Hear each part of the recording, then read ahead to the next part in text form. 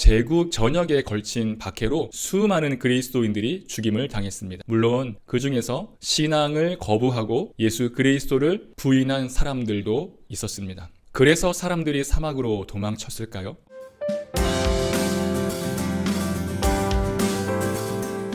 여러분 한 주간 평안하셨죠? 지난 시간 우리는 초대 기독교 공동체의 순교적 영성에 관해서 함께 살펴보았습니다. 그리스도를 닮는 것이 신앙의 목적이었고 또 그것이 결국 삶의 목표였다는 것을 우리가 알게 되었습니다. 순교로 주님을 닮아내길 원했고 그래서 그 순교는 자발적 순교였다. 우리가 순교적 영성을 실천하는 방법은 백색 순교다라는 말씀을 드렸습니다. 오늘의 주제는 사막 성자의 영성입니다. 금욕이라고 할 수 있는데요. 여러분 금욕하면 뭐가 떠오르시나요?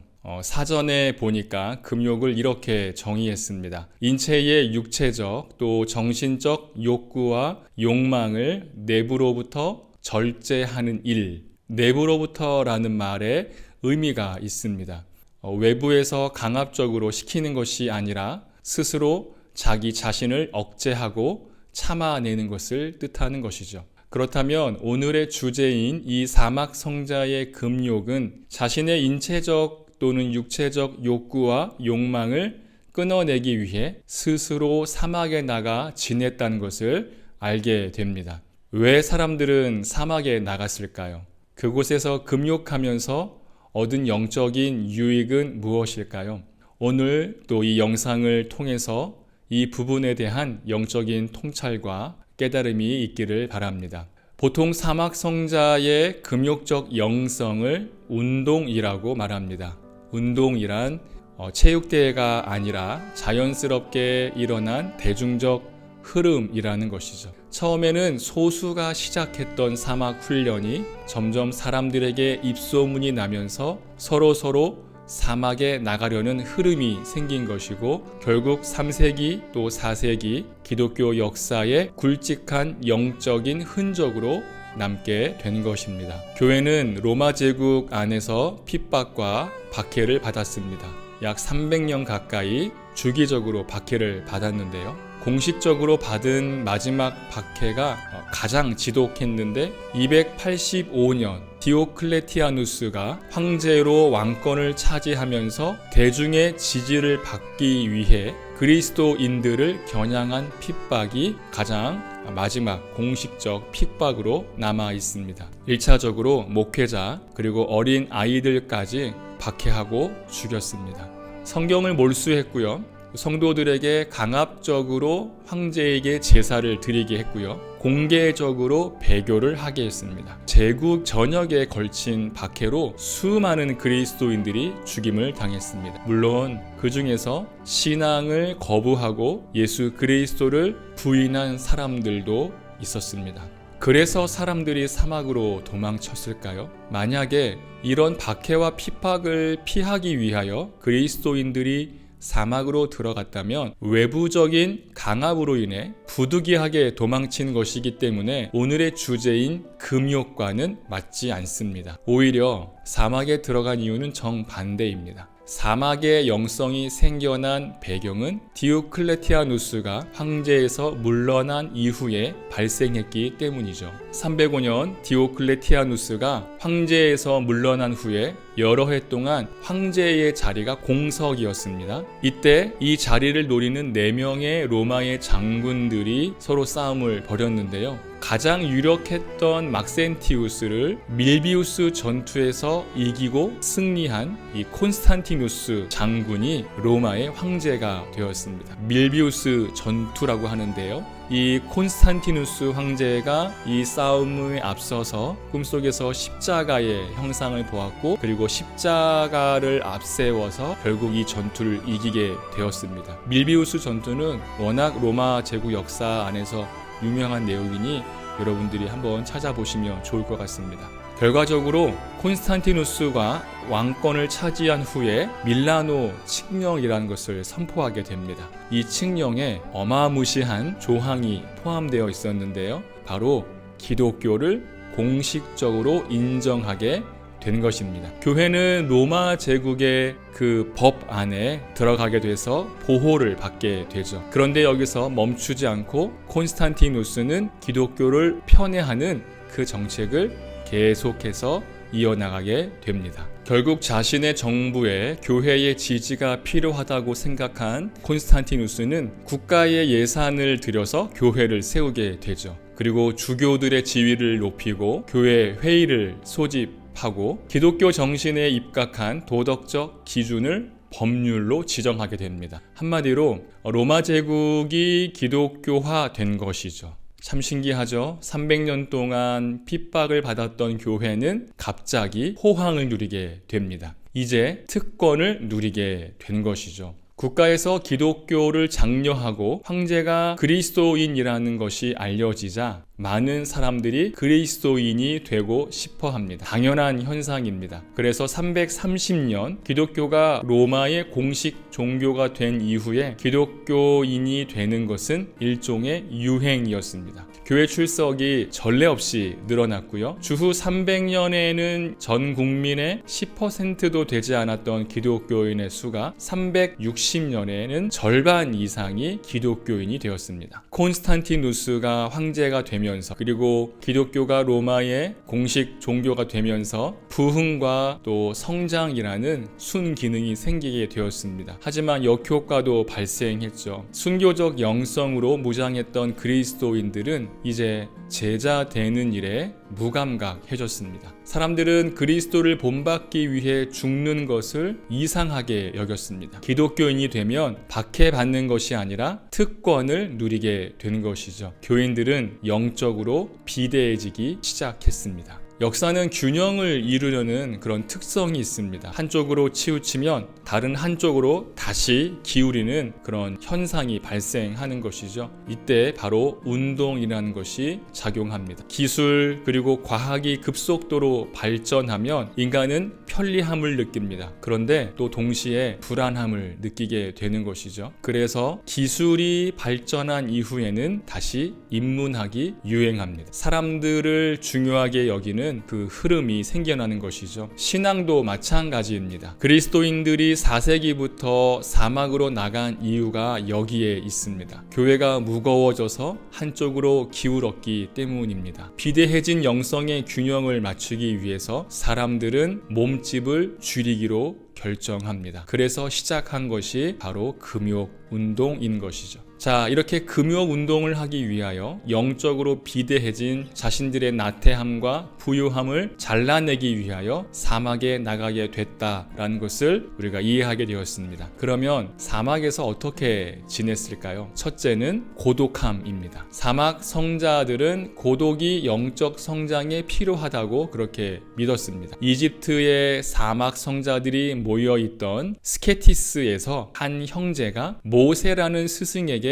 어떻게 하면 영적인 지혜를 얻을 수 있는지 묻자 모세가 이렇게 말했습니다. 가서 내 독방에 앉으라. 그러면 내 독방이 모든 것을 가르쳐 줄 것이다. 예수님께서는 우리에게 세상의 빛과 소금이 되라고 말씀하셨습니다. 그래서 우리는 세상으로 나아가야 합니다. 하지만 소금이 되기 위하여서는 간수를 빼야 되고 그 간수를 빼기 위하여서는 시간과 공간이 필요하듯 그리스도인들에게는 세상과의 거리를 두고 잠잠할 필요가 있다는 것이죠. 잘 아시다시피 사막은 하루 종일 고요합니다. 인적도 없고 소리도 없고 유혹도 없습니다. 사막은 고독으로 최적화된 것이죠. 여기서 내면의 욕구를 줄이고 온전히 하나님께만 집중하게 되는 것입니다. 두 번째, 저항입니다. 사막 성자들 중에 가장 유명한 사람을 꼽자면 이집트의 안토니우스를 이야기할 수 있겠는데요. 알렉산드리아의 주교였던 아타나시우스의 친구이기도 합니다. 아타나시우스는 안토니우스가 죽은 이후에 그의 전기를 쓰게 되었고요. 이 책은 중세 시대의 교회에서 가장 영향력 있는 책이 되었습니다. 그리고 그 덕에 우리는 이 안토니우스가 사막에서 어떻게 생활할 수 있는지를 알게 되었죠.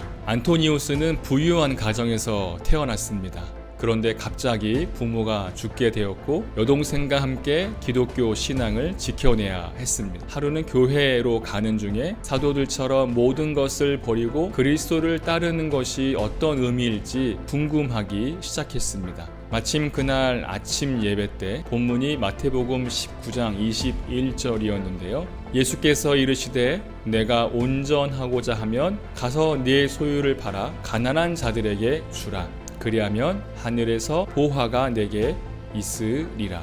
안토니우스는 성경이 명한 대로 순종했습니다. 그래서 집안의 소유를 팔아서 가난한 사람들에게 나눠주고 여동생이 살 만큼만 남겨둔 채 자신은 광야, 즉 사막으로 나가게 됩니다. 거기서 그는 철야, 금식, 독신, 가난, 고독 같은 이런 금욕 훈련을 시작했습니다. 아타나시우스가 말하기를 안토니우스 그는 자신의 모든 열정과 힘을 다해 훈련에 임했다라고 말했습니다. 안토니우스는 매 순간 자신의 안에서 솟아오르는 욕망과 싸워야 했습니다. 생각 속에서 마귀가 나타나서 그를 괴롭혔고 못살게 굴었습니다. 이렇게 안토니우스가 사막에서 20년간을 스스로 고립한 채 저항하며 살게 되자 결국 그에게 하나님을 만나고 또 하나님을 경험하는 귀한 은혜가 임하게 된 것입니다. 사람들이 안토니우스의 소식을 듣고 찾아왔습니다. 그리고 안토니우스를 만나려고 사막의 이곳저곳을 다 찾아다녔습니다. 마침 안토니우스를 발견한 사람들은 안토니우스의 얼굴을 보면서 이렇게 말했다고 하죠.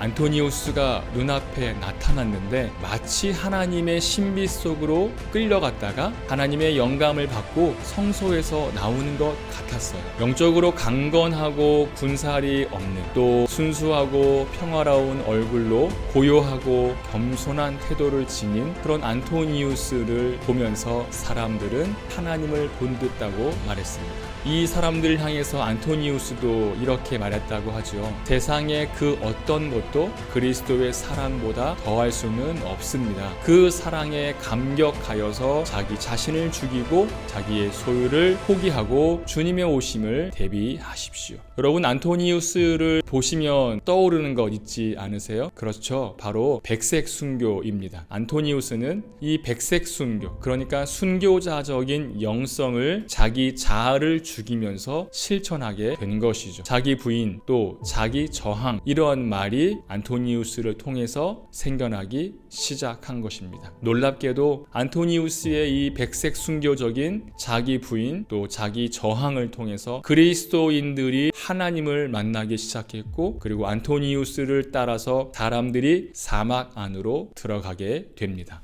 사막은 척박하고 외롭고 즐거움이 사라진 곳입니다. 밤에는 지독하게 춥고 낮에는 견딜 수 없을 정도로 뜨겁습니다. 모래와 바위가 끝없이 펼쳐지는 곳이 바로 사막이고요. 위험한 동물이 득실거리는 곳이 바로 사막입니다. 사막은 절대적으로 공허한 곳입니다. 그래서 비극적인 어려움을 겪은 사람들이 자신의 그 인생을 보통 사막에 비유하지요. 광야와 같은 시기를 겪었다면서 이야기합니다. 그런데 예수님을 믿으면서 그 광야, 그 사막 같은 세상에서 구원을 받았고 고난을 이겨냈다라고 말을 하는 것입니다. 마치 사막은 시험의 장소 같고 그리고 마귀의 영역처럼 느껴집니다. 그런데 여러분, 아이러니하게도 그리스도인들을 성숙한 제자로 만들기 위해 사용되는 무대가 바로 사막입니다. 이스라엘 백성들은 광야에서 40년을 보냈죠. 엘리야도 광야에서 여러 해 동안 머물면서 지냈습니다. 세례 요한은 더할 나위 없죠. 하나님은 이렇게 하나님께서 택하신 하나님의 사람들을 사막에서 머물게 하셨습니다. 그리고 그곳에서 금욕하면서 또 절제하면서 훈련하면서 자신의 욕망을 저항하게 하셨습니다. 예수님도 성령에 이끌려 광야로 나가셨죠. 거기서 40일을 금식하셨습니다. 바울은 선교사의 소명을 시작하기 전에 아라비아 사막에서 자신의 그 회심을 성찰하고 복음을 묵상하게 되었습니다. 이렇게 보면 사막은 제자가 되기 위한 유일한 환경은 아니지만 분명히 필요한 곳입니다. 에바그리우스라는 성자는 사막에서 자신의 영성을 훈련하면서 인간에게 있는 8가지 악한 생각들을 정의하게 됐습니다. 이것을 로기스모이라고 하는데요. 중세부터 교회는 이 로기스모이를 성도의 중죄로 정의하고 있습니다. 지금 현재 이 8가지는 7개로 재편이 되어 있는데요. 탐심, 정욕, 탐욕, 우울, 분노, 나태, 허영, 그리고 교만입니다.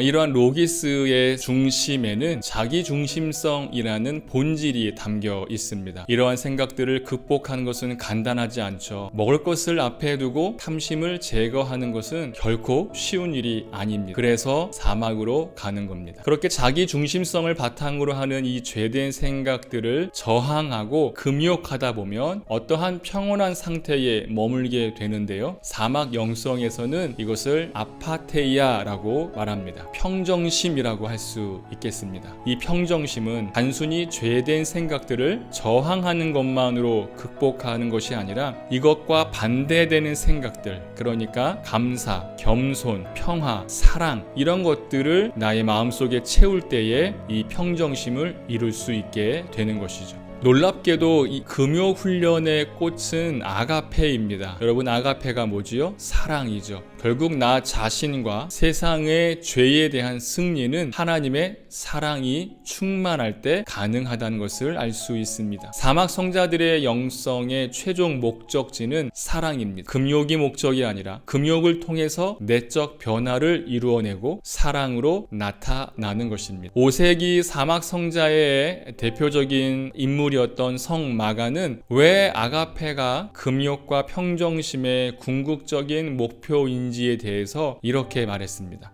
모든 계명 중에 가장 위대한 것은 하나님과 이웃을 사랑하는 것입니다. 이 사랑은 물질을 절제하고 생각의 고요함을 통해서 견고해집니다. 사막 성자들의 영성이 세상 사람들에게 영향을 미친 이유가 여기에 있습니다. 사막 성자들의 영성을 본받기 위해서 우리는 어떻게 하면 좋을까요? 이 영성가들은 현재 북적이고 바쁜 일상의 자리에서 한 걸음 뒤로 물러나야 한다라고 말합니다. 일종의 거리두기이죠. 거리두기라는 말이 지금 우리에게는 조금 부정적인 어떤 이미지를 갖고 있지만 사막 성자들의 영성은 거리를 두는 것이 최우선입니다. 그러니까 내가 있었던 일상의 자리에서 조금 떨어지는 것이 이 사막 영성의 시작이라는 것이죠. 그렇게 일상과 익숙한 곳에서 자기만의 고독의 공간을 가지고 하나님과 1대1로 대면하면서 자기 자아를, 내 안에 있는 못된 생각들과 욕심들, 또 교만함, 허영, 나태, 이런 것들과 싸우면서 극복하고 이겨내는 훈련을 하는 것이죠. 자기 자신과 고군분투하는 그런 저항의 시간이 필요합니다. 어떤 성도님은 이 사막 영성을 적용하시기 위하여 주일 아침 1시간 일찍 교회에 가셔서 텅 빈 예배당에서 혼자 기도하시는 분도 계셨습니다. 여러분, 이제 곧 고난주간이 시작되는데요. 사막 성자의 영성인 이 고독과 저항, 그리고 금욕을 실천해 보시면 어떠시겠습니까? 후식을 먹지 않거나 또 TV를 줄이거나 수입의 일정 부분을 긍휼 헌금으로 내거나 일주일에 한두 시간을 홀로 기도하는 시간을 가지면서 나만의 사막을 만들어 보시면 어떠시겠습니까? 가장 중요한 것은 우리가 그런 어떤 저항을 했다 또는 금욕했다, 그것이 목적이 아니라는 것입니다. 그 저항과 고독과 금욕을 통해서 주님의 사랑인 아가페가 내 안에 생겨나야 한다는 것이죠. 타인을 향한 자비와 양선과 긍휼의 마음이 솟아올라야 합니다. 내 안에서 예수 그리스도의 사랑으로 충만해졌을 때에 그렇게 그리스도를 본받아서 또 사랑으로 나아가는 것이죠. 마지막으로 사막 성자들이 매일 묵상하며 읽었던 말씀을 소개합니다. 하나님이여 나를 살피사 내 마음을 아시며 나를 시험하사 내 뜻을 아옵소서. 내게 무슨 악한 행위가 있나 보시고 나를 영원한 길로 인도하소서. 네, 오늘 이렇게 사막 성자의 영성을 살펴보았습니다. 여러분의 삶의 자리에서 이 고독과 저항과 또 금욕을 실천해 보시면서 하나님과의 친밀한 시간을 갖고 그렇게 주님을 닮아내기를 힘쓰는 영성가들이 되시기를 바랍니다. 저는 또 다음 주에 은혜롭고 유익한 내용으로 찾아뵙겠습니다. 한 주간 평안하시길 기도합니다.